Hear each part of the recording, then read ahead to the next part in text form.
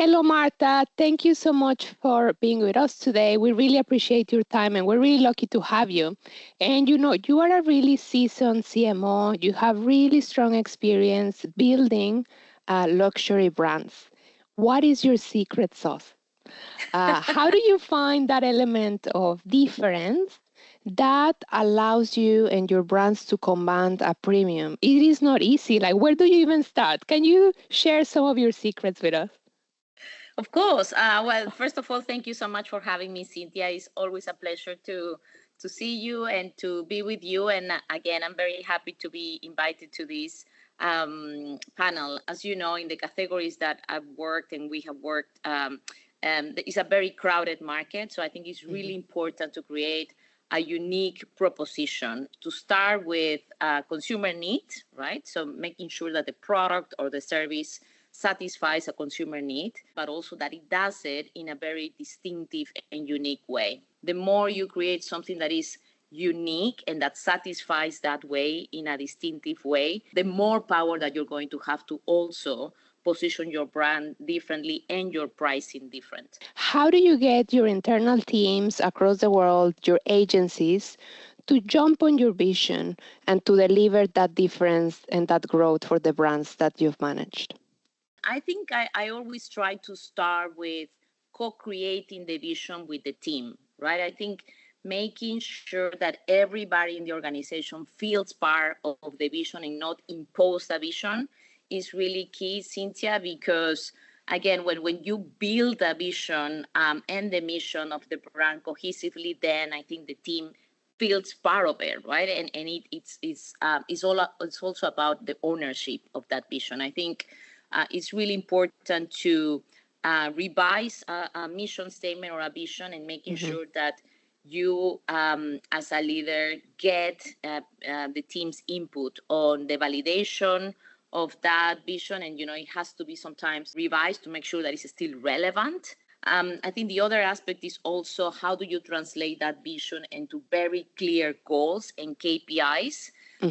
We cannot underestimate clarity, right? Do we have a clear vision of the brand? And how does that relate into specific goals, right? Being market share or brand positioning or being, some financial statements, awareness, some brand health, indicators. It's really important that they translate that vision into marketing goals or overarching organizational goals.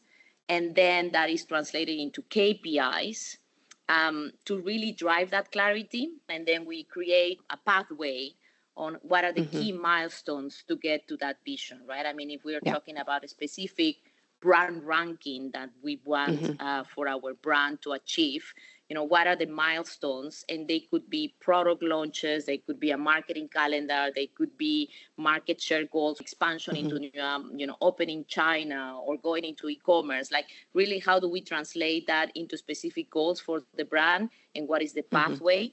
I think that is really important. In my experience, working aligned with the C-suite and with the other divisions is really important as well. It's not otherwise. There might be a tendency in some organizations to work on silos, and that's a recipe for disaster. Yeah. Thank you so much for sharing that. My last question for you is about next year. So, everyone who's joined this webinar today is starting to think about next year. And we know it'll be a challenging year, really dynamic. There's so much change. And consumers will still be seeking comfort from brands, protecting and controlling what they have. What would be your one tip of advice, based on your experience on, the one element for everyone to consider when planning for next year? I mean, Cynthia, given that everything that is happening in a world context, the world can be seen as a scary place by some consumers.